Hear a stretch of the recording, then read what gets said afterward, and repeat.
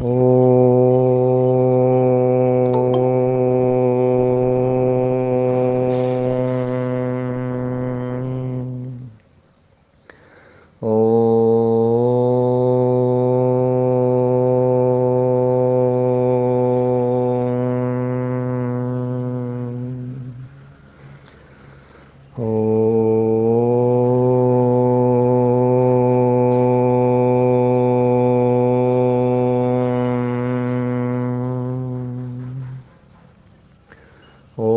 सतो मा सद्गमय तमसो मा ज्योतिर्गमय मृत्योर्मामृतं गमय। ओम शांति शांति शांति। योग दर्शन की कक्षा में आप सभी का स्वागत है। कल अपना जो विषय चल रहा था, ईश्वर विषय को लेकर के अपन चर्चा कर रहे हैं। और ये कल जो ईश्वर के स्वरूप के बारे में पहला सूत्र जो पतंजलि ऋषि ने बोला है, क्लेश कर्म विपाकाशयी अपरामृष्टः पुरुष विशेषः ईश्वरः। पुरुष विशेषः मतलब पुरुष से भिन्न। पुरुष से भिन्न मतलब जो सामान्य पुरुष हैं उनसे भिन्न। सामान्य पुरुष कौन? सामान्य पुरुष वो जो या तो बद्ध हैं, या जीवन मुक्त हैं, या प्रकृति लीन हैं। इन तीनों से जो है वो पृथक है, इसलिए वो पुरुष विशेष है, इसलिए उसका नाम पुरुष विशेष रखा है। और वो तीनों चीज़ें अपन ने बताई। जो बद्ध पुरुष हैं उनसे अलग कैसे है? क्योंकि उनमें बद्ध पुरुष में क्लेश कर्म विपाक आशय है। ये क्लेश कर्म विपाक आशय से अपरामृष्ट है। सामान्य बद्ध पुरुष जो है, सामान्य बद्ध पुरुष क्लेश कर्म विपाक आशय से परामृष्ट होते हैं, उसमें बंधे हुए होते हैं, उससे युक्त होते हैं। ये पुरुष विशेष है क्योंकि ये उससे बद्ध नहीं है। तो पहली विशेषता बताई, मतलब पहली भिन्नता बताइए। विशेष शब्द का अर्थ मैंने बताया था भिन्न। भेदक होता है विशेषण, तो विशेष जो होता है वो भिन्न होता है। काला सांप तो दूसरे सांपों से ये भिन्न है ना। लंबा आदमी दूसरे आदमियों से ये आदमी भिन्न है। तो पुरुष विशेषः जो शब्द बोला है, इसका मतलब दूसरे पुरुषों से ये भिन्न है। तो भिन्नता क्या क्या है, तो वो दिखाने के लिए तीन चीज़ें बताई हैं। सबसे पहली बात बताई है कि क्लेश कर्म विपाक आश्रय से अपरामृष्ट है ये। क्योंकि जितने भी बद्ध पुरुष हैं वो सारे के सारे क्लेश कर्म विपाक आश्रय से जो ना परामृष्ट हैं, और ये अपरामृष्ट है। तो किसी शंकालु ने शंका करी कि एक बात बताइए, बद्ध पुरुष जो है वो क्लेश कर्म विपाक आश्रय से युक्त होता है, ठीक है, इसलिए उनसे भिन्न है। लेकिन जो जीवन मुक्त पुरुष है, वो जीवन मुक्त पुरुष तो क्लेश कर्म विपाक आशय से रहित होता है, अपरामृष्ट हो जाता है। तो क्या वैसा है ईश्वर? तो बोले नहीं, वैसा भी नहीं है।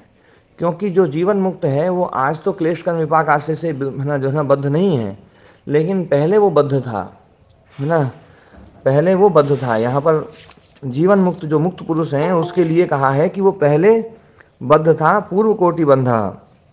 कल है ना अंजलि बहन जी नहीं जुड़ी थी, इसलिए इस बात को मैं बोल रहा हूँ।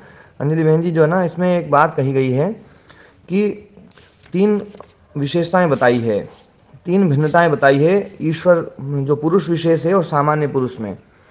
तो पहली भिन्नता तो ये बता दी कि क्लेश कर्म विपाक आशय से अपरामृष्ट। दूसरी भिन्नता बताई कि जो जीवन मुक्त पुरुष हैं वो भी क्लेश कर्म विपाक आशय से अपरामृष्ट है, लेकिन वो पहले बंधन कोटि में थे, है ना, पहले बंधन कोटि में थे। यहाँ पर ये बताया है कि यथा मुक्तस्य पूर्वा बंध कोटि प्रज्ञायते नैवम ईश्वरस्य। जो मुक्त पुरुष हैं उनकी पहले बंध कोटि होती है, बंध कोटि पहले थी, मतलब बंध अवस्था थी, लेकिन ईश्वर की पहले भी बंध अवस्था नहीं थी। सामान्य बंध पुरुष से तो ईश्वर अलग है ही, जीवन मुक्त पुरुष से भी ईश्वर अलग है। ये दिखाने के लिए ये बताया गया है कि जीवन मुक्त पुरुष जो है पहले बंधन कोटि में था, ईश्वर पहले भी बंधन कोटि में नहीं था, ये उससे भी अलग दिखा दिया। तो किसी ने कहा भैया बंधन कोटि में पहले था, तो है ना जो है, यदि ऐसी बात कहते हो तो है ना जो है मतलब बंधन कोटि में पहले था, तो क्या ईश्वर में बंधन कोटि बाद में नहीं आएगी? जैसे प्रकृति लीन, तो प्रकृति लीन जो है, जो भव प्रत्यय विदेह प्रकृति लया नाम सूत्र पर अपन ने चर्चाएं करी थी पूरे स्पष्ट रूप से, कि ये एक अवस्था ऐसी है कि ये कर्म का फल है और इतने काल तक वो असंप्रज्ञात समाधि के समान, केवल्य सुख के मतलब केवल्य अवस्था के समान वो अनुभव करता है। तो और उसके बाद में जब उसकी है ना जो है ना उसका भोग काल समाप्त होता है तो वापस फिर बंधन में आ जाता है। तो क्या है ना ईश्वर जो है क्या बाद में बंधन में नहीं आएगा? चलो ठीक है, आपने बता दिया पहले बंधन में नहीं था, तो बाद में आएगा या नहीं आएगा? तो बोले वो बाद में भी नहीं आएगा। तो प्रकृति लय जो है उसके लिए यहाँ पर कहा है कि प्रकृति लीनस्य उत्तराबंध कोटि, जिस प्रकार से प्रकृति लीनों की उत्तर बंध कोटि होती है वैसी ईश्वर की नहीं है। नैवम ईश्वरस्य, ईश्वर की वैसी नहीं है। तो यहाँ पर जो मुक्त पुरुष हैं उसकी बंधन कोटि पूर्व में मानी है, और जो प्रकृति लीन पुरुष हैं उनकी बंधन कोटि बाद में मानी है। तो इससे बिल्कुल स्पष्ट है कि व्यास मुनि जी जो है मुक्त पुरुष की बंधन कोटि बाद में नहीं मानते हैं। मतलब मुक्ति से पुनरावृत्ति वाली बात व्यास मुनि जी तो नहीं मानते हैं। यह तो बिल्कुल स्पष्ट रूप से यहाँ पर है संकेत जो है, इस संकेत को समझा जा सकता है। तो तीनों प्रकार के बंध पुरुष, जीवन मुक्त पुरुष और प्रकृति लीन पुरुष, इन तीनों प्रकार के पुरुषों से ये पुरुष विशेष है, भिन्न है, इसलिए पुरुष विशेषा शब्द कहा गया है। एक चर्चा मैंने और करी थी, जब मैंने चित्त के नाम दिए थे तो चित्त के नाम दिए थे तो उसमें एक नाम दिया था स्व। चित्त के बहुत सारे नाम बताए थे। चित्त का एक नाम है सत्व, चित्त का एक नाम है चित्त, चित्त का एक नाम है दर्शन, चित्त का नाम एक है ना जो है ना नाम बताया था कि वो महत तत्व या बुद्धि तत्व या लिंग मात्र है ना, ये है ना चित्त के नाम बताए थे। उसमें स्व नाम भी बताया था, याद है, ध्यान है किसी को? चलो मैं सूत्र ही बोलता हूं। स्व स्वामी शक्तियो हो स्वरूपोपलब्धि हेतु संयोग। स्व शक्ति और स्वामी शक्ति, स्वामी कौन है? पुरुष। और स्व कौन है?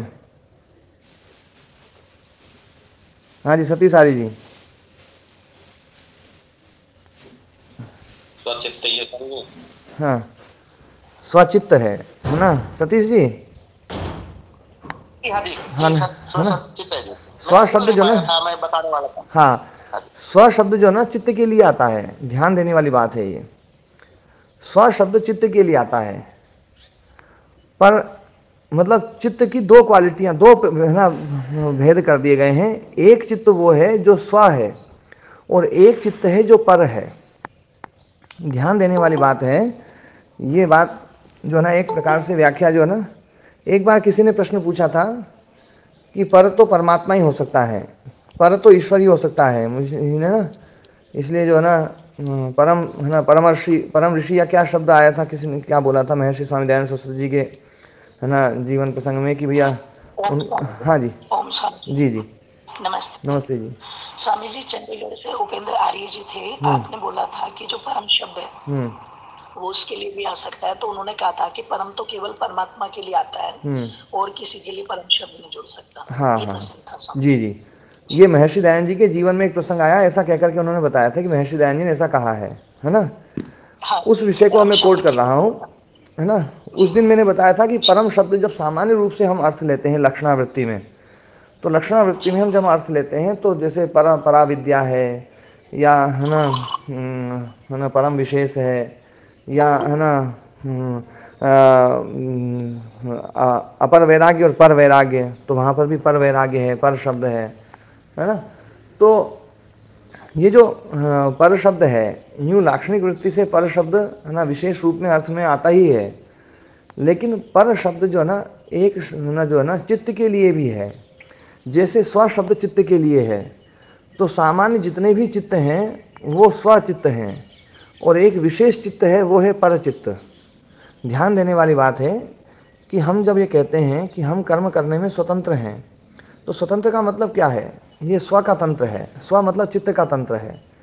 देखो स्वतंत्रता शब्द का हम जो अर्थ बताते हैं कि बिल्कुल फ्री हो जाना, ऐसा कर देना, वो भी एक अर्थ है, लेकिन आज मैं आपको एक शास्त्रीय अर्थ समझा रहा हूँ।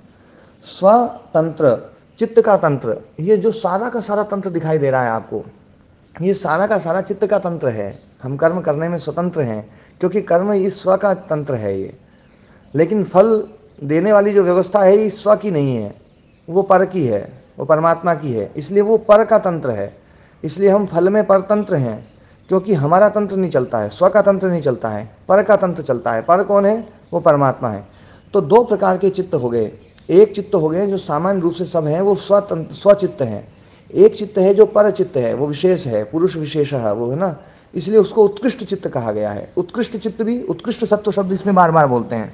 उत्कृष्ट सत्व, उत्कृष्ट चित्त या पर चित्त। अब यहाँ पर शब्द उत्कृष्ट अर्थ में आएगा। जैसे परा विद्या है तो उत्कृष्ट विद्या है, पर वैराग्य है मतलब उत्कृष्ट वैराग्य है, परमात्मा है उत्कृष्ट आत्मा है ना। तो ये जो पर शब्द है ये परमात्मा के लिए शास्त्रीय रूप में इस रूप में प्रयोग किया जाता है।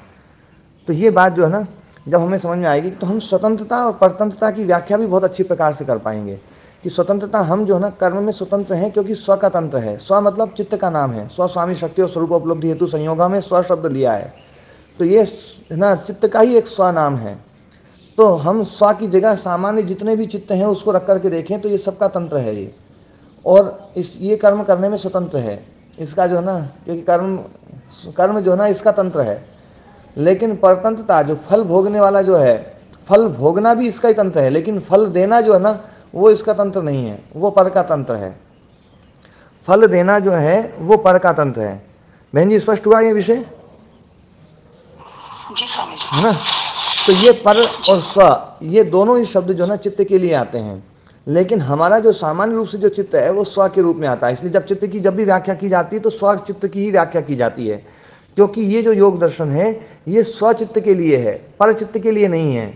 क्योंकि वो जो पर चित्त है वो अपरिणामी है, ये जो चित्त है ये परिणामी है, ये अल्पज्य है। वो जो है ना वो सर्वज्ञ है, वो है ना सर्वज्ञ है, वो अपरिणामी है, वो जो है ना क्लेश कर्म विपाक आश्रय से है ना रहित है, वो सदा मुक्त है, वो सदा ईश्वर है। उसके बराबर कोई नहीं है और उससे बढ़ करके कोई नहीं है। और उसकी जो उत्कृष्टता है, उसकी जो परता है, परता मतलब विशेषता, उत्कृष्टता, वो शास्त्र बतलाता है। और शास्त्र बतलाता तो शास्त्र प्रमाण क्यों है? क्योंकि उस उत्कृष्ट चित्त से आया है, उत्कृष्ट चित्त से आया है, इसलिए शास्त्र प्रमाण है। तो दोनों एक दूसरे का प्रमाण बन करके शास्त्र प्रमाण रूप में स्वीकृत किया जाता है, क्योंकि ये पर का है, ये उस उत्कृष्ट का है। तो ये जो है ये बात हमने है ना ईश्वर के विषय को लेकर के समझी। अब थोड़ी सी जो है ना आगे चर्चा जो है तत्व निरति स्वयं सर्वज्ञ बीजम। अब यहाँ पर मैंने कल एक बात कही थी पंचावयव समझाने की बात, कि पंचावयव क्या है। पंचावयव जो है ना, तो पंचावयव के लिए, क्योंकि पंचावयव जो विषय है ये न्याय दर्शन का है। अनुमान प्रमाण में पंचावयव जो है ना, क्योंकि यहाँ पर तो अनुमान प्रमाण सामान्य रूप से व्याख्या कर दी गई है।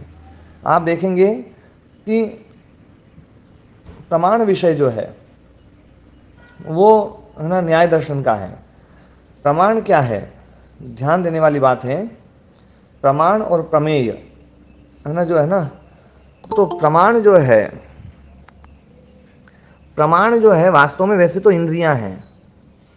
प्रमाण है इंद्रियां, और इंद्रियों का जो निरूपण जिस शास्त्र में विशेष रूप से है कि इंद्रियां किस प्रकार से काम करती हैं, ज्ञान किस प्रकार से ग्रहण होता है, ज्ञान की प्रोसेस क्या है, ये सारा विषय जो है वो न्याय दर्शन, न्याय वैशेषिक का है। इसलिए उनको प्रमाण शास्त्र बोलते हैं। और ये जो शास्त्र है ये प्रमेय शास्त्र है, और जो वेदांत है वो प्रमा शास्त्र है, वो शुद्ध ज्ञानात्मक शास्त्र है। ये प्रमेय शास्त्र है, इसलिए ये प्रमेय जो है ना ये चित्त है। तो प्रमाण इंद्रियों के द्वारा हम है ना चित्त तक पहुंच सकते हैं। चित्त जो है ना अंतिम प्रमेय है, ध्यान देने वाली बात है। चित्त जो है वो अंतिम प्रमेय है। जिस रूप में आत्मा शब्द की व्याख्या, आत्मा शब्द को वहां पर बोला है ना न्याय दर्शन में, आत्मा को भी एक प्रमेय माना गया है, तो वो भी आत्मा वहां पर संघातात्मक आत्मा स्वरूप आत्मा शब्द लिया गया है। इच्छा द्वेष प्रयत्न सुख दुख ज्ञान आत्मा जो है ना ये लिंग है आत्मा के। तो इच्छा भी, द्वेष भी, प्रयत्न भी, सुख भी, दुख भी, तो इसका मतलब है वो संघातात्मक आत्मा को लिया गया है। तो संघातात्मक आत्मा जो है ना वो प्रमेय रूप में जरूर स्वीकार किया जाता है, लेकिन शुद्ध आत्मा प्रमेय नहीं है। शुद्ध आत्मा अप्रमेय है, ध्यान देने वाली बात है। शुद्ध आत्म तत्व अप्रमेय है, संघातात्मक जो पुरुष है वो प्रमेय है। और वो प्रमेय होने के कारण से है ना जो है ना ईश्वर भी प्रमेय में आता है, आत्मा अप्रमेय में आता है। इसलिए जो है ना जो चार रूप बताए हैं उस दिव्य शक्ति के मांडुक्य उपनिषद में, 4 रूप जो है, तो उसमें जो चौथा रूप है उसको अप्रमेय बताया है। ईश्वर तीसरे रूप में है, चौथा रूप जो ना आत्म तत्व को बताया वो है ना जो ना अप्रमेय है। आत्मा जो है वो अप्रमेय है, अव्यपदेश्य है ना, वहाँ पर ये बोला है। तो आत्मा के बारे में जो बताया गया है अप्रमेयत्व, वो एक मिनट में वो वहाँ पर अव्यपदेशी जो है जो बोला गया है,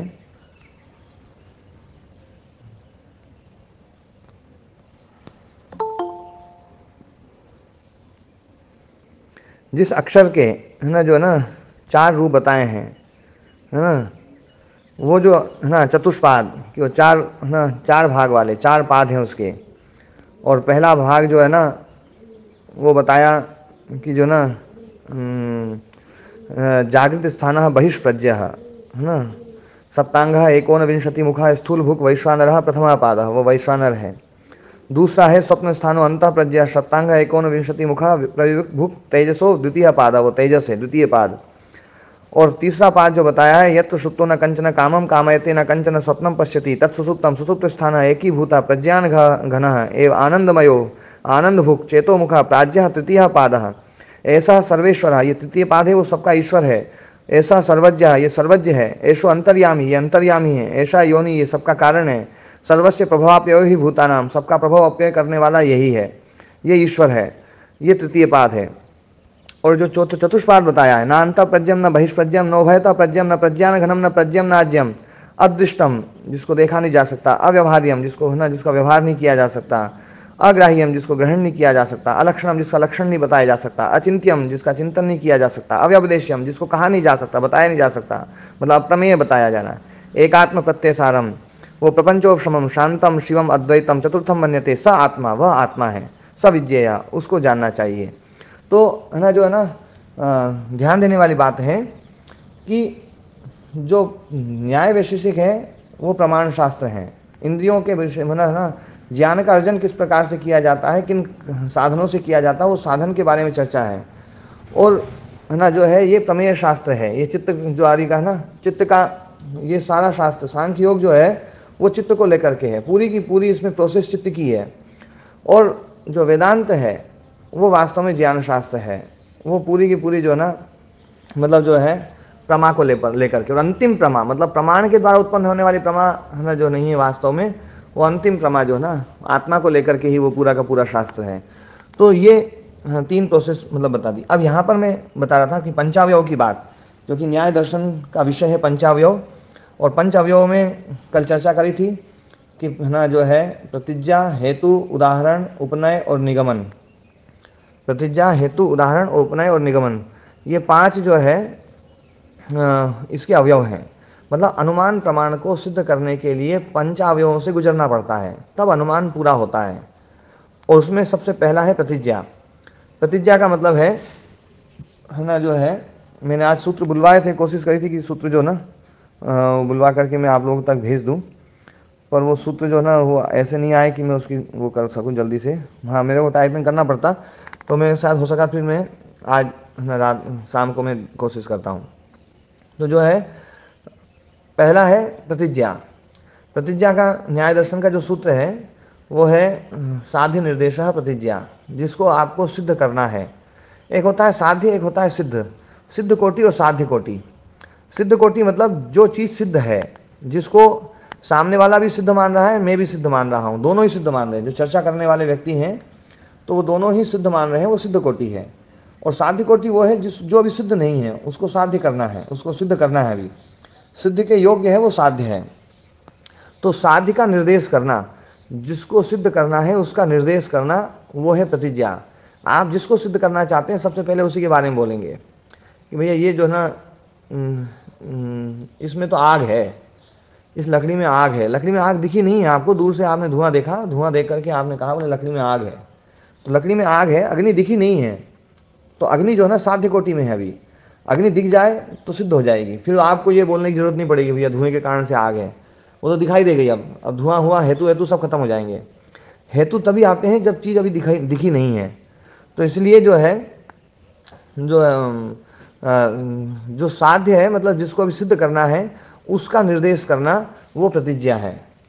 उसके बाद में है ना उदाहरण, प्रतिज्ञा हेतु, उदाहरण साधर्म्यात् तद्धर्म, उदाहरण साधर्म्यात् साध्य साधनम हेतु। उदाहरण के साधन से साध्य को, है ना, साध्य का जो साधन है, साध्य को सिद्ध करने वाला, वो हेतु होता है। उदाहरण में साधन में होना चाहिए, मतलब जिसको आपको सिद्ध करना है उसके साथ में साधन में होना चाहिए। साधन में का मतलब होता है सहधर्मी, जो हमेशा साथ में रहे, उसको बोलते हैं साधर्म्य। साधर्म्य का अर्थ लोग समान धर्म वाला कर लेते हैं, जबकि समान धर्म, उदाहरण में यहाँ पर समान धर्म की जगह व्याख्या ऐसी होनी चाहिए कि जो हमेशा साथ में रहे। जैसे धुएं के साथ में हमेशा अग्नि रहेगी, है ना, रहेगी। कभी ऐसा नहीं हो सकता कि धुआं हो और अग्नि ना हो। धुआं पैदा ही अग्नि के साथ में होता है, इसलिए अग्नि जहां पर है, मतलब जहां पर धुआं है वहां अग्नि अवश्य होगी, सहधर्मी अग्नि।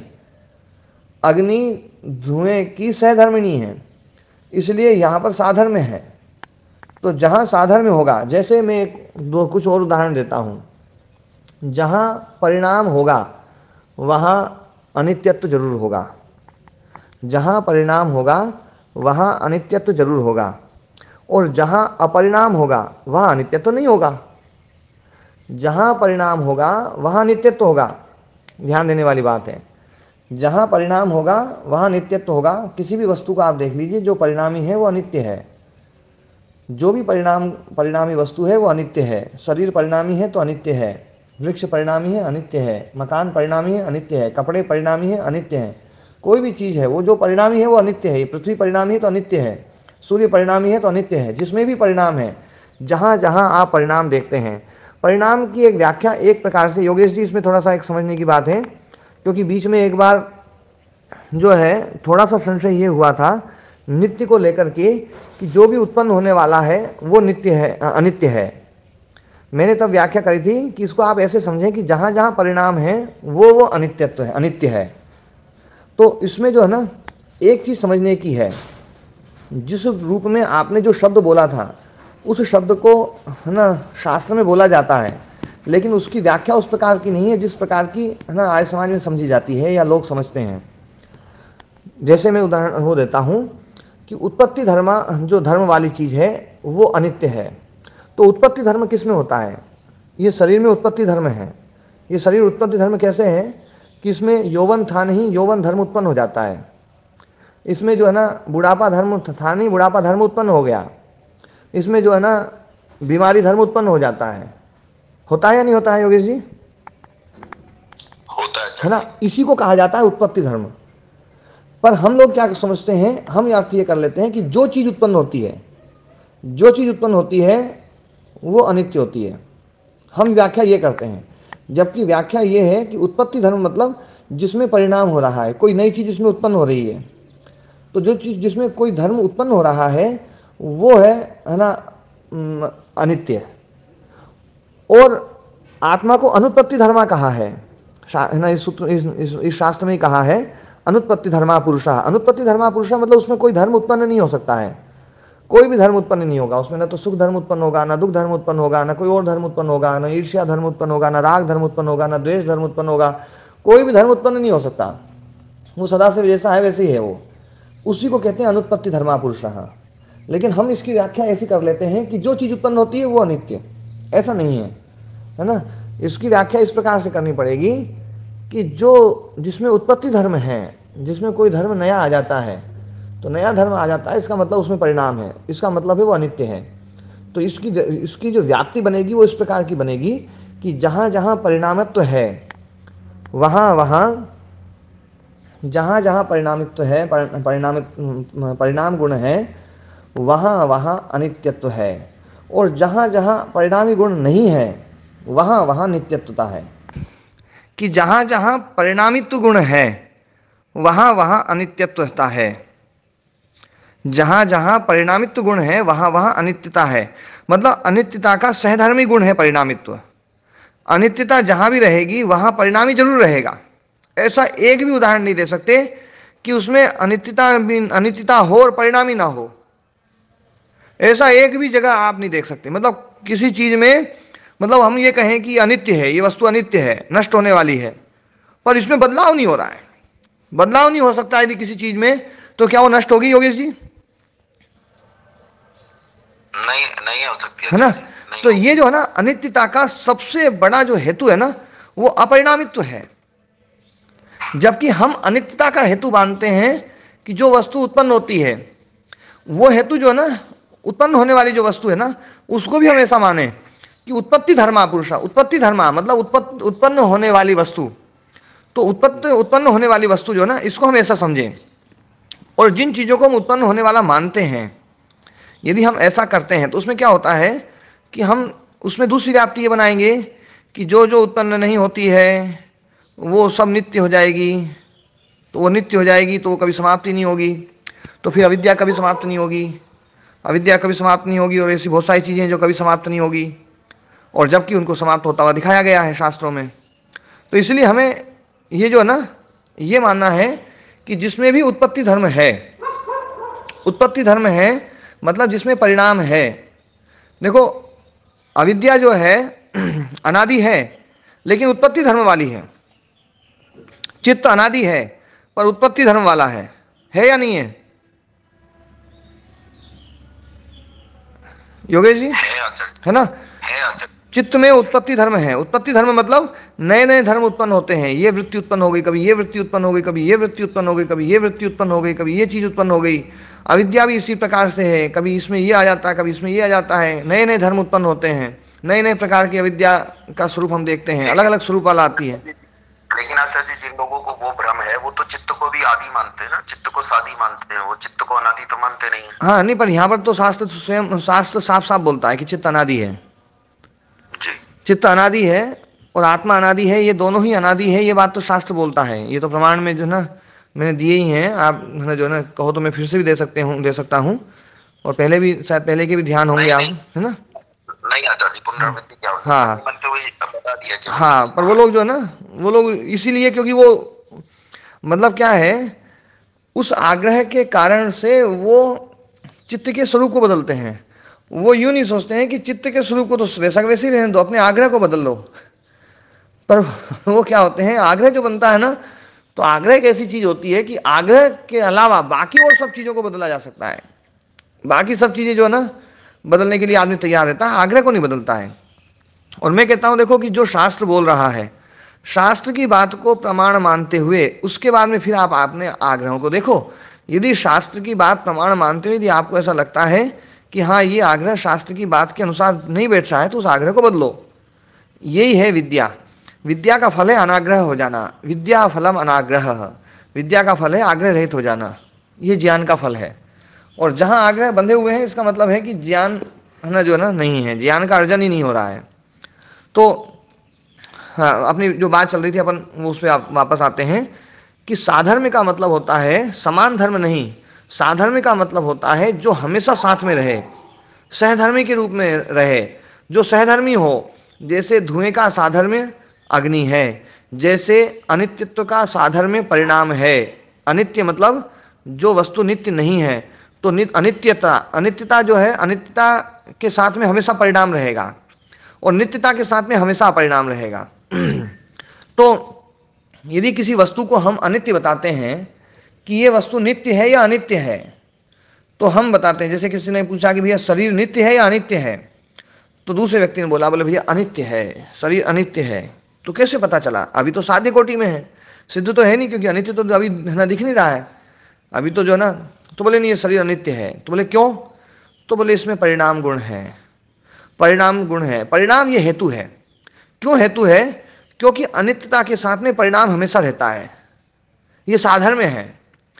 अनित्यता का जो है ना, अनित्यता के साथ में रहने वाला गुण है वो परिणाम। और जो हेतु है वो हेतु दिखाई देता है, हमेशा ध्यान रखना। हेतु हमेशा दिखाई देगा, तभी हेतु हेतु बनेगा।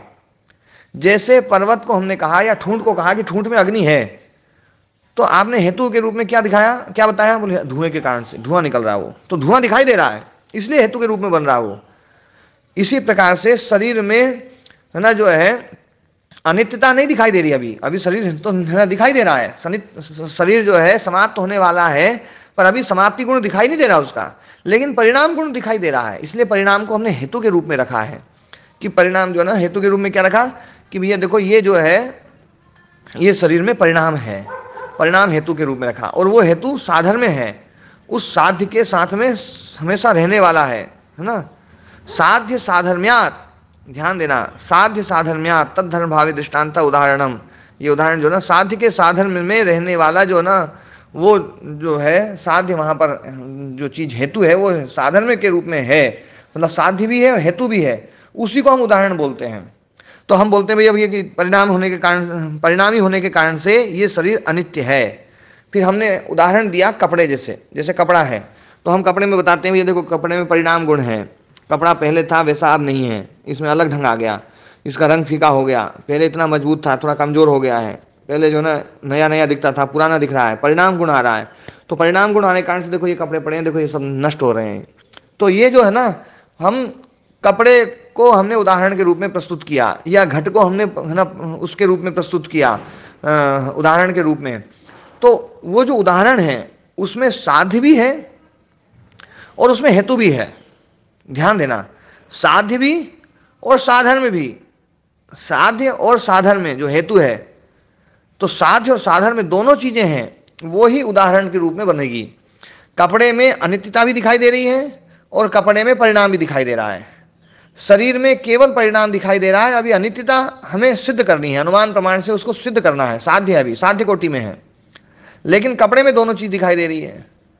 तो जो परिणाम गुण है, जहां जहां परिणाम गुण है वहां वहां अनित्यता है, जैसे कपड़े के समान। तो कपड़ा बन गया उदाहरण।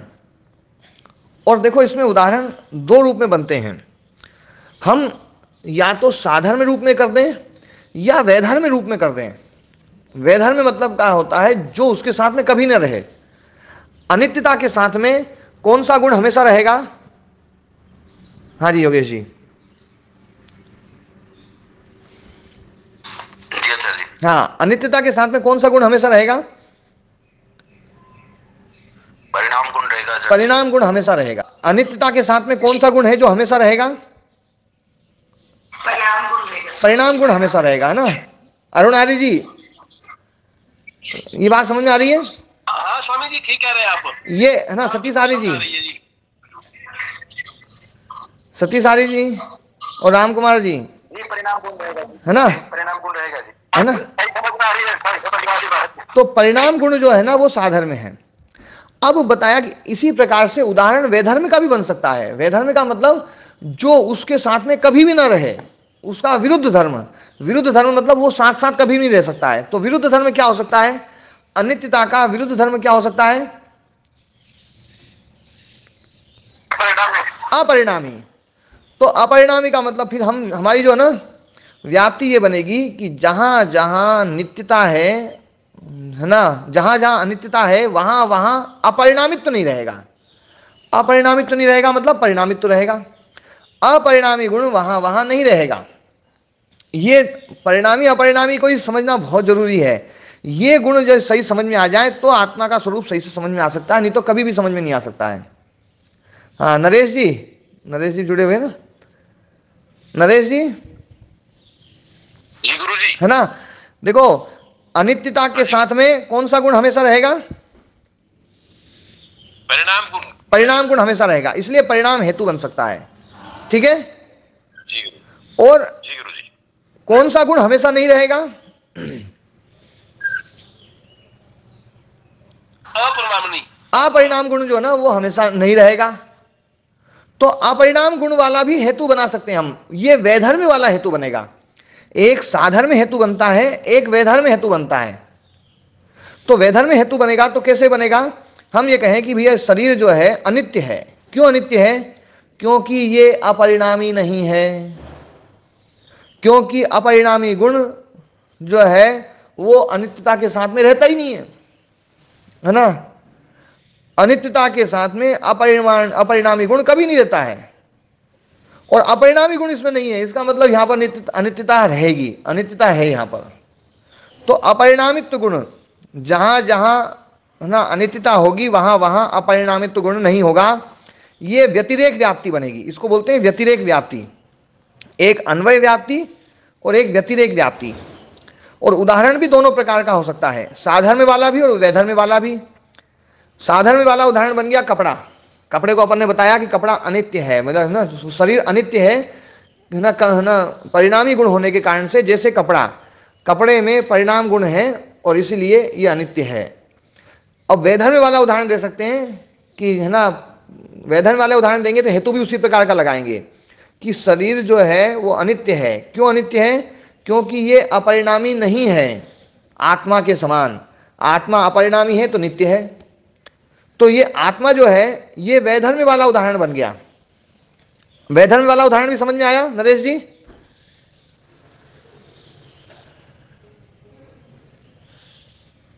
हाँ जी गुरु जी, है ना? हाँ जी अरुण आर्य जी। हाँ स्वामी जी। वैधर्म्य वाला है ना?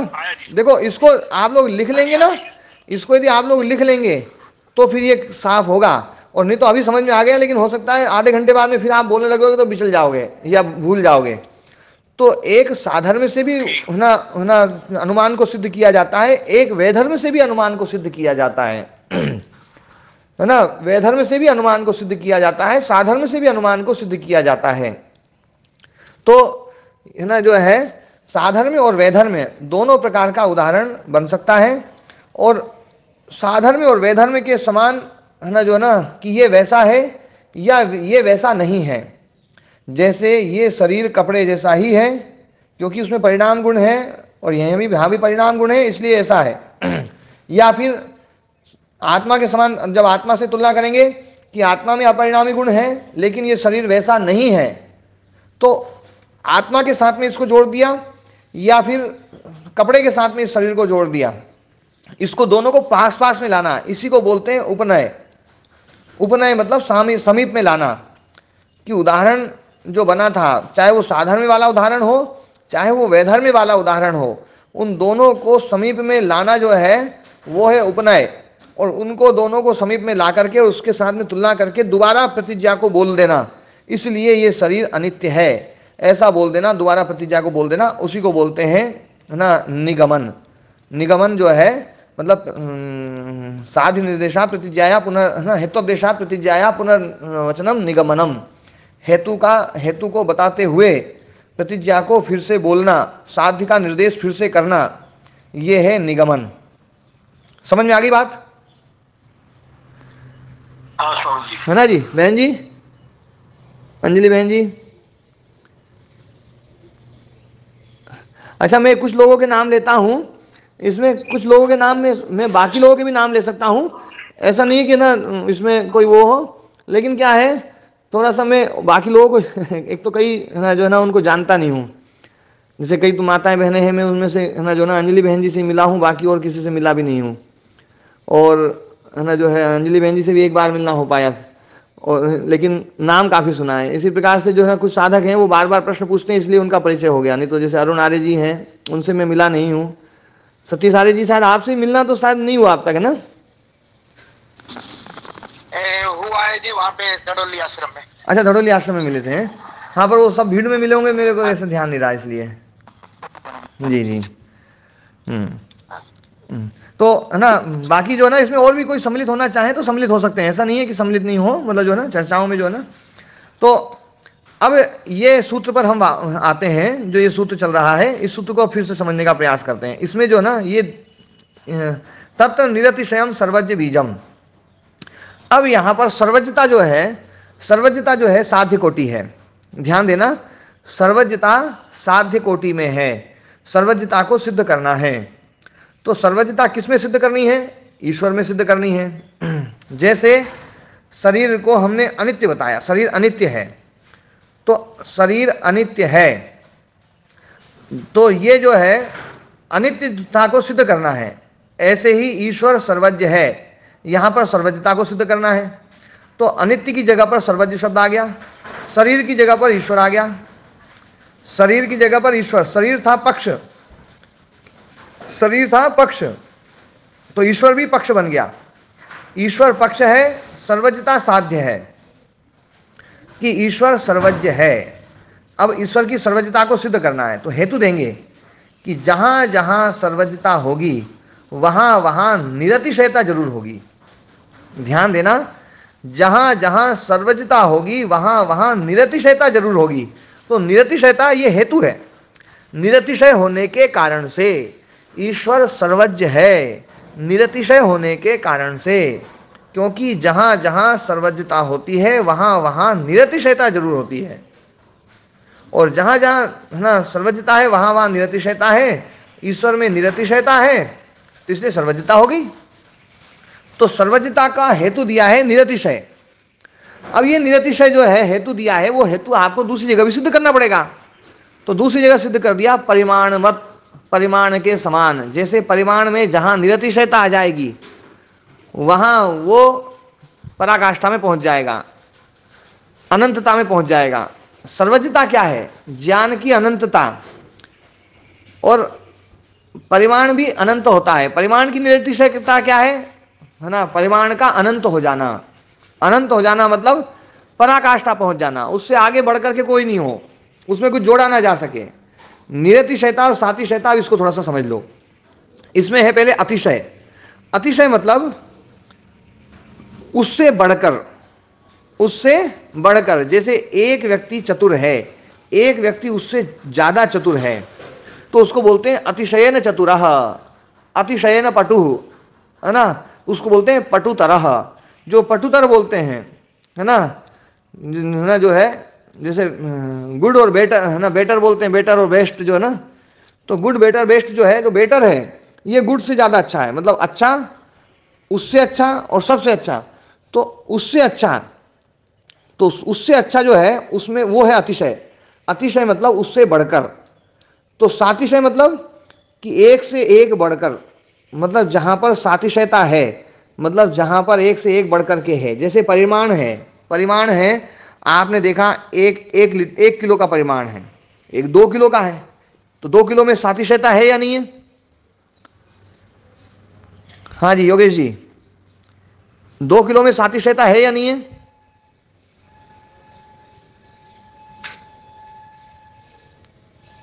हाँ जी योगेश जी, हाँ आ रही है, अब आ रही है। हाँ हाँ है आचार्य। किससे सातिशय है 2 किलो?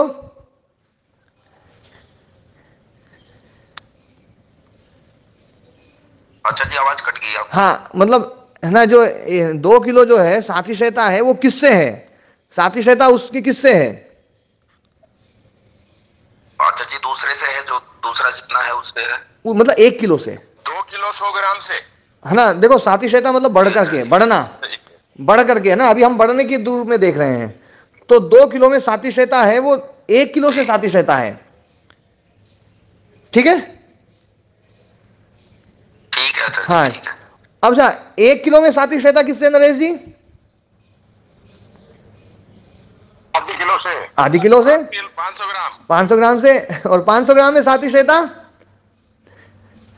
400 ग्राम से, 400 ग्राम से। मतलब देखो ये बताया जा रहा है कि परिमाण जो है ना वो सातिशय है, परिमाण सातिशय है। अल्पम बहु, अल्पम बहु, एक अल्प है, एक उससे ज्यादा बड़ा है, एक उससे ज्यादा बड़ा, एक उससे ज्यादा बड़ा, एक उससे ज्यादा बड़ा, एक उससे ज्यादा बड़ा, एक उससे ज्यादा बड़ा।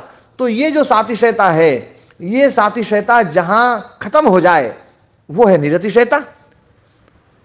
बात समझ में आई? जी आ गई। सातिशयता बढ़ते बढ़ते बढ़ते बढ़ते ऐसा बढ़ जाए कि उससे ज्यादा बढ़ ही नहीं सके, उससे ज्यादा बढ़ ही नहीं सके। उसी को हम बोलते हैं अनंत, कि भैया अंत आ लिया। मतलब जो है ना, अनंत का मतलब है कि उससे ज्यादा अब कुछ है ही नहीं, अब अंतिम सीमा आ गई। देखो इसको समझाने के लिए देखो अंतिम सीमा शब्द का प्रयोग करते हैं, और उसी में बोलते हैं, क्या गजब बात है कि अनंतता मतलब अंत नहीं है, लेकिन वास्तव में देखा जाए तो उसकी अंतिम सीमा, उसके बाद में बढ़ने की अंतिम सीमा है, उससे ज्यादा बढ़ नहीं सकता। उसी को तो अनंत बोलेंगे हम। क्यों जी रमेश, नरेश जी, ये चीज पहले आपको थोड़ी सी दिक्कत हो रही थी, जी गुरु जी, है ना, कि बढ़ते बढ़ते बढ़ते बढ़ते इतना बढ़ जाए कि उसमें बढ़ना आप खत्म हो जाए। उससे बड़ा कोई नहीं हो सकता, है ना। वो मतलब है ना, उसी को बोलते हैं पराकाष्ठा, अंतिम सीमा, उसी को बोलते हैं अंतिम सीमा, या उसको हम परिमाण की पराकाष्ठा, ज्ञान की पराकाष्ठा, उससे ज्यादा ज्ञान और कोई नहीं हो सकता, वही है सर्वज्ञता। तो ज्ञान की जो अंतिम सीमा है वो है सर्वज्ञता, परिमाण की अंतिम सीमा है वो है अनंतता, शक्ति की जो अंतिम सीमा है वही है सर्वशक्तिमत्ता, है ना। आप जो भी शब्द हैं इन शब्दों में सब में देख लो, इनमें सब में सातिशयता होने के कारण से जो है ना, सातिशय सातिशय सातिशय, उससे बढ़कर उससे बढ़कर उससे बढ़कर उससे बढ़कर, और जहां सातिशयता निरतिशयता में बदल जाए, सातिशयता निरतिशयता में बदल जाए, जहां अब उससे आगे अतिशय है ही नहीं, वो है निरतिशय।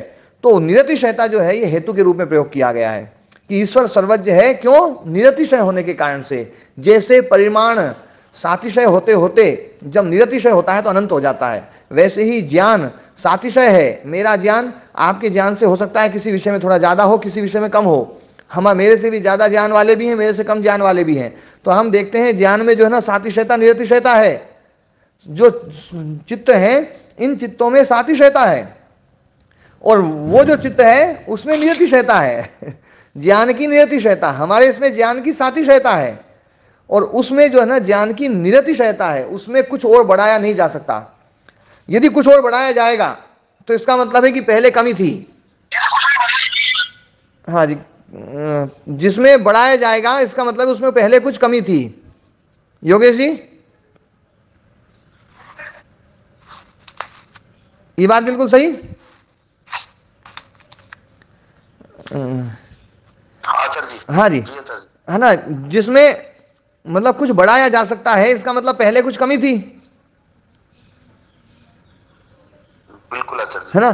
तो इसमें क्या है, इसमें कुछ बढ़ाया नहीं जा सकता क्योंकि पहले से कुछ कमी नहीं है, इसलिए उसका ज्ञान निरतिशय है। हाँ, इसी को बोलते हैं निरतिशयता। ठीक है ना। बल में भी निरतिशय है, उसमें कुछ बल और बढ़ाया नहीं जा सकता कि भैया थोड़ी सी कमी है, चलो थोड़ा सा और कर देते हैं, है ना। उसमें उसके जो है ना स्वरूप में कोई भी है ना चीज बढ़ाई नहीं जा सकती, उनके उसके गुणों में कोई भी चीज है ना कोई गुण बढ़ाया नहीं जा सकता, इसलिए वो सर्वगुण संपन्न है। सर्वगुण संपन्न मतलब गुण में निरतिशयता। हाँ जी, गुण में निरतिशयता मतलब सर्वगुण संपन्न, है ना। शक्ति में निरतिशयता मतलब वो सर्वशक्ति संपन्न, सर्वशक्तिशाली, है ना। व्यापकता में है ना निरतिशयता मतलब वो सर्वव्यापक, है ना। ज्ञान में निरतिशयता मतलब वो सर्वज्ञ, परिमाण में निरतिशयता मतलब वो अनंत। आप देखिए ये एक गुण लिया है सर्वज्ञता का, लेकिन वास्तव में यहां पर निरतिशयता के रूप में ज्यादा जोर दिया गया है कि ईश्वर जो है वो निरतिशय है, उसमें सारी चीजें निरतिशय रूप में रहती है। तो निरतिशयता ही उसके सर्वज्ञता का मापक है, निरतिशयता ही उसके सर्वज्ञता का मापक है। ये है निरतिशयम। निरतिशयम सर्वज्ञ बीजम, ये उसका निरतिशय होना ही सर्वज्ञता का बीज है, सर्वज्ञता का मापक है। अच्छा ध्यान देना, एक बात समझने की है, सर्वज्ञ का मतलब, सर्वज्ञ और सर्वज्ञता में भेद बताओ, कौन बताएगा? सर्वज्ञ और सर्वज्ञता। हाँ जी, सीए साहब आप भी कर सकते हैं इसमें, राजकुमार जी। सर्वज्ञ हाँ आप बता दीजिए योगेश जी। अच्छा जी, सर्वज्ञ गुणी है और सर्वज्ञता गुण है उसको। हाँ, सर्वज्ञ जो है वो गुणी है, सर्वज्ञ जो है वो ईश्वर है, वो धर्मी है, और सर्वज्ञता उसका धर्म है। ध्यान देने वाली बात है। तो ये सर्वज्ञ जो बीजम कहा गया है वो गुणी के लिए कहा गया है, गुण के लिए कहा गया है?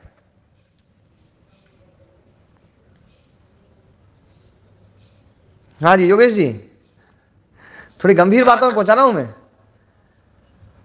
जी अच्छा जी। हाँ मतलब ये जो ना, हाँ कौन बोले थे? नरेश जी। आपकी आवाज, हाँ आवाज बड़ी गड़बड़ है।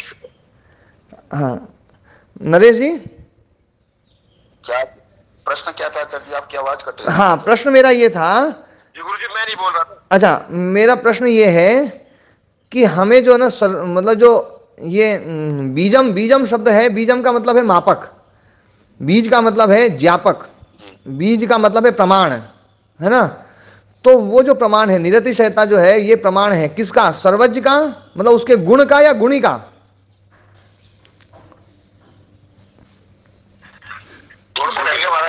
है?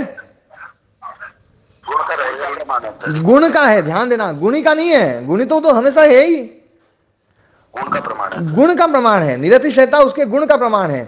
तो यहां पर वास्तव में सूत्र ये बोलना चाहिए था, तत्र निरतिशयम सर्वज्ञता बीजम। समझ में आई बात? एक बड़ी मिस्टेक है ना।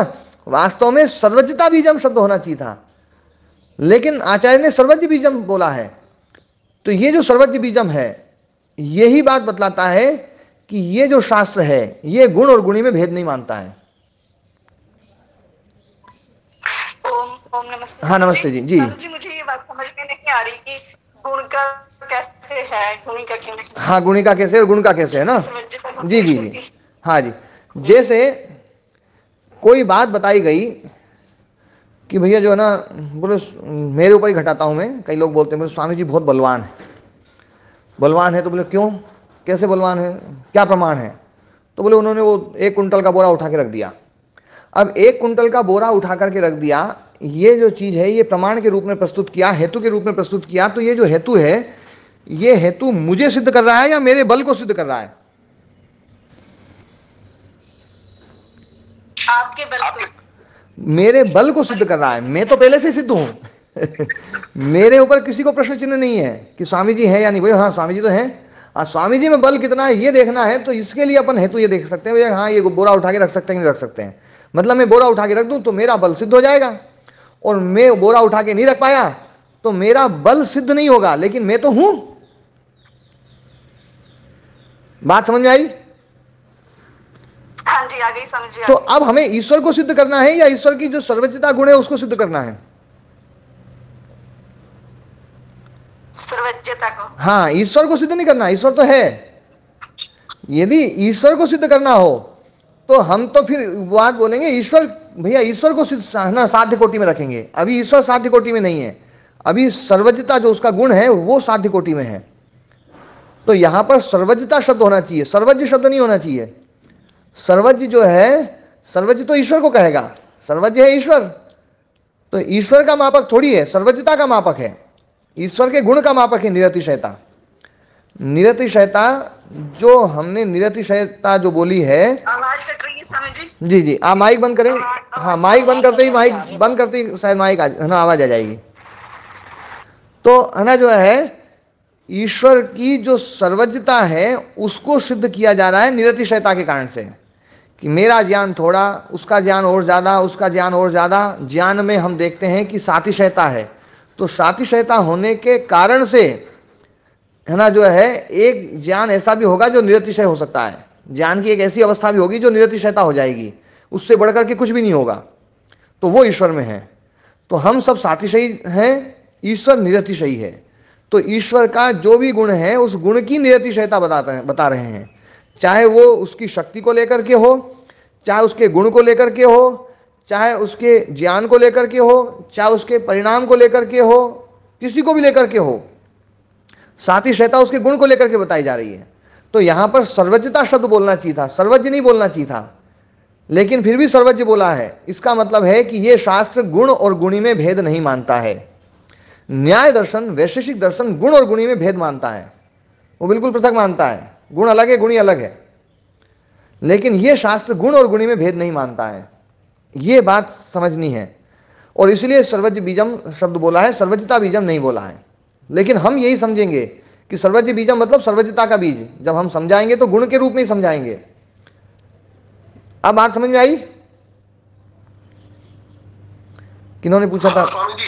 है ना, वो नीतू जी ने पूछा था, प्रियंका जी जी है ना, जी जी। तो यहां पर ईश्वर को सिद्ध नहीं किया जा रहा है, ईश्वर के गुण को सिद्ध किया जा रहा है। तो सर्वज्ञता बीजम शब्द पढ़ना चाहिए था। अब हम इसका है ना व्यास भाष्य पढ़ रहे हैं। सर्वज्ञता बीजम की जगह सर्वज्ञ बीजम शब्द पढ़ करके आचार्य ने एक बात ये भी बता दी। अब व्यास भाष्य, यद इदम अतीतानागत प्रत्युत्पन्न प्रत्येक समुच्चयातीन्द्रिय ग्रहणम अल्पम बहु इति सर्वज्ञ बीजम। ये इतनी जटिल लाइन होने के कारण से जो है इसको थोड़ा सा इतना समझाना पड़ा मुझे। अब ये जो है व्यास भाष्य की इस लाइन को देखें। अतीत जो बीत गया है, अनागत जो आने वाला है, और प्रत्युत्पन्न जो वर्तमान है, प्रत्येक हर एक व्यक्ति का जो ज्ञान है, समुच्चय जो समुदाय का ज्ञान है, अतीन्द्रिय जो अतीन्द्रिय ज्ञान है, मतलब इनका सबका संबंध उस ग्रहण के साथ में लगेगा। ग्रहण मतलब ज्ञानम, ग्रहण मतलब ज्ञान, है ना। यहाँ पर भाव साधन है ग्रहण, कर्ण साधन नहीं है। गृह्यते अनिति ग्रहण नहीं है, ग्रहण है ना, ग्रहण में है ना, मतलब जो भावार्थ में भाव में है, ज्ञानात्मक है ना, ग्रहण मात्र। तो अतीत ग्रहण मतलब अतीत ज्ञान, अनागत ज्ञान, वर्तमान ज्ञान, हरे एक एक व्यक्ति का ज्ञान, समुच्चय का ज्ञान या अतीन्द्रिय ज्ञान, ये सब जो ज्ञान है वो अल्पम और बहु ऐसा देखा जाता है, कहीं थोड़ा कहीं ज्यादा। इसीलिए सर्वज्ञ बीजम, वो परमात्मा सर्वज्ञ है, क्योंकि इस ज्ञान में सातिशयता है और सातिशयी ज्ञान निरतिशय होता है। जो चीज सातिशय है वो निरतिशय भी होगी, और जिनमें सातिशयता है ही नहीं, वो एक जैसी रहे, तो उसमें निरतिशयता नहीं होगी। जहां पर थोड़ा बहुत ना अंतर दिखता है, एक से बढ़कर एक, एक से बढ़कर एक, तो उसी चीज में निरतिशयता होती है। चाहे वो कोई भी चीज ले लो, आप परिमाण को ले लो, चाहे ज्ञान को ले लो, चाहे गुण को लेकर ले लो, चाहे शक्ति को ले लो, क्रिया को ले लो, किसी को ले लो, सब में यदि एक से बढ़कर एक गुण है तो यही निरतिशयता का मापक है, तो होना सर्वज्ञता का मापक है। मतलब सातिशय जहां है वहां निरतिशयता है, और निरतिशयता है वहां सर्वज्ञता है। तो अल्पम बहु इति सर्वज्ञ बीजम, यही सर्वज्ञता का बीज है, सर्वज्ञता का मापक है। एतद्धि वर्धमानम यत्र निरतिशयम स सर्वज्ञ, क्योंकि यही बढ़ता बढ़ता जहां निरतिशय हो जाए, जहां बढ़ना बंद हो जाए, वही निरतिशय है। जहां तक बढ़ रहा है वहां तक सातिशय है, और जब बढ़ना बंद हो गया, पूरा हो गया, वो है निरतिशय सर्वज्ञ। अस्ति काष्ठा प्राप्ति सर्वज्ञ बीजस्य सातिशयत्वात् परिमाणवतिति। अस्ति काष्ठा प्राप्ति, काष्ठा प्राप्ति मतलब अंतिम सीमा जो है ना, काष्ठा प्राप्ति मतलब अंतिम सीमा जहां पर आ गई है। सर्वज्ञ बीजस्य, सर्वज्ञ बीज की यही काष्ठा प्राप्ति है। सातिशयत्वात्, सातिशय होने के कारण से, एक से बढ़कर एक होने के कारण से, जैसे परिमाणवत, परिमाण भी सातिशय होते होते निरतिशयता वाला परिमाण भी होता है, कि जिससे बड़ा और कोई नहीं, अनंत। यत्र काष्ठा प्राप्ति ज्ञानस्य स सर्वज्ञ, जहां पर ज्ञान की काष्ठा प्राप्ति है, अंतिम सीमा है, उसमें और कुछ बढ़ा नहीं सकते हम, वही है ना जो है सर्वज्ञ। सच पुरुष विशेषा, वही पुरुष विशेष है। अब ये इस बात से हमने सर्वज्ञता को बता दिया कि भैया ईश्वर सर्वज्ञ है। अब उस सर्वज्ञ का क्या नाम है वो है ना, ये अनुमान प्रमाण नहीं बता सकता। अनुमान प्रमाण जो है वो सामान्य को बतलाता है, ये बात मैं पहले ही बोल चुका हूं, विशेष की प्रतिपत्ति नहीं करता है। तो सामान्य को बताने पर ही अनुमान प्रमाण समाप्त हो जाता है। अनुमान प्रमाण ने अपना फल दे दिया कि सामान्य का बोध करा दिया कि वो सर्वज्ञ है। उसका क्या नाम है, क्या है, ये बताना अनुमान प्रमाण का काम नहीं है। तो सामान्य मात्र उपसंहारे, सामान्य मात्र में ही जो है ना समाप्त हो जाता है, समेट जाता है। उपसंहार मतलब समेट गया जो है ना। कृतोपक्षयम अनुमानम, कृत है, कृत के द्वारा उपक्षय, जिसने अपना फल दे दिया और समाप्त हो गया, तो वो कृतोपक्षय। तो अनुमान जो है सामान्य को बोध करा करके और नष्ट हो जाएगा, अनुमान प्रमाण उससे आगे नहीं चलेगा।